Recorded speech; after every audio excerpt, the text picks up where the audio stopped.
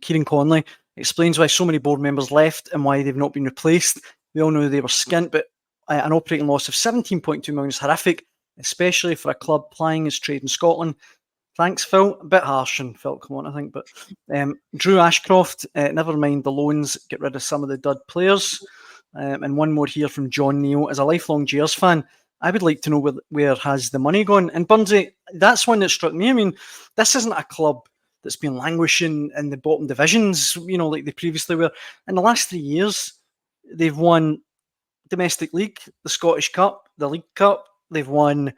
got to a European final. They've been in the Champions League group stages, another Europa League sort of run to the knockout stages. Why is there such a black hole when it comes to the finances?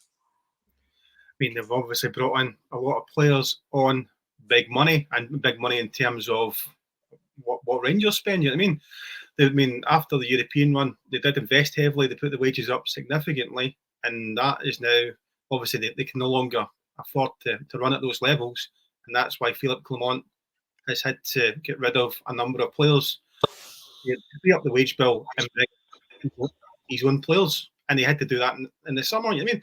But I mean, some of the money that Rangers have spent in wages and players, but they've let some of them walk out the door, and some of them have left this summer, and Rangers are still paying a significant chunk of their wages, a big wage, just to get rid of them. So I think, so for me, we're better just using the wage and using a quality player rather than just let him go and freeing up, 10 grand over a 30 grand wage or whatever. You know what I mean? I know that it's basically been trying to penny pinch to try and free up money for Clement, but I just think they've made a backside of it. Too many players who. The other issue you've got is that you've got to change your manager. Every manager that comes in brings in their own players.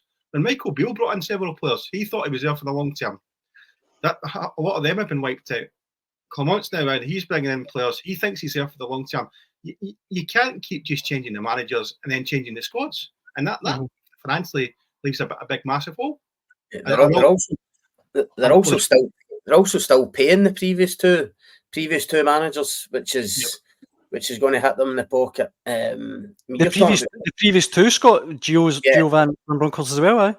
And Michael Beale, eh? So, wow. The other thing, you're talking about where's the money going? I mean, you're right, as well as everything you mentioned. A few years ago, they looked like they had got they were starting to get the player trading model right in terms of the Calvin Bassey money, the Nathan Patterson, Joe Aribo, even Glenn Kamara.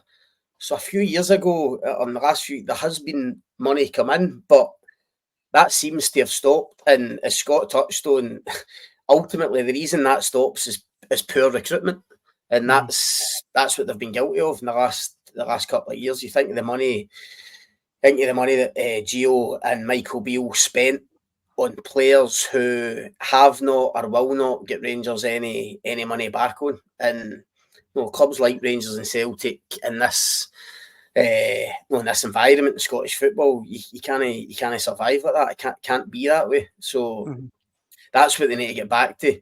But as I say, they're at the start, as Philippe Clement keeps saying, they're at the start of a new cycle now, and it's all right. It's okay. I'm talking about the likes of Jeff Day or Hamza Igaman or whatever.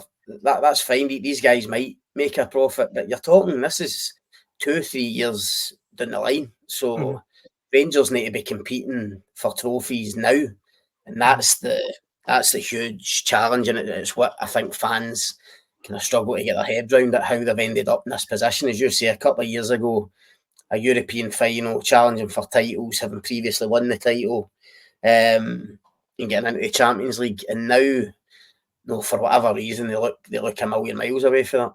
Yeah. How many players in that squad would command a big transfer fee? I don't think there are many. No, not at the moment. You'd probably say no. That's the issue as well. You know what I mean?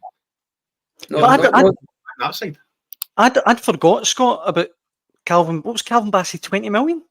Yeah, 20 million that they signed basically in a free for Leicester.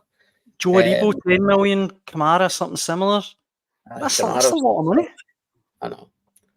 It just shows you the money they've been spending, Daniel, to and to still end up in this position. It's just not been good enough, and that's been a couple of kind of different regimes, I suppose you could say, in terms of changes at boardroom level, and different directors of football, recruitment directors, whatever you want to call them. But the recruitment in the last few years simply hasn't been good enough, and they're paying the price for that, as well as other things like the whole Copeland Road fiasco and having to pay for Hampden and stuff like that. And listen, there was one or two positives in the accounts the day.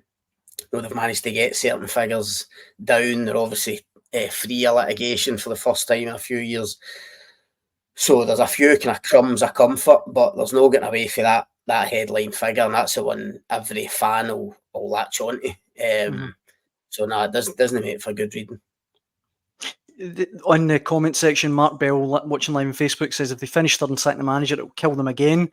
Sort of echoing what you were saying, Burnsy. And that's where I have a lot of sympathy for Philip Clement, because Rangers don't look great at the moment, and he's the manager. Buck stops with him, but it's not like he's had a particularly good deck to play with, is it? I mean, it just seems like a basket case behind the scenes. But on the field matters, guys. Of course, Rangers take on Aberdeen tomorrow night at Pittodrie, and it's got the makings of an absolutely massive game.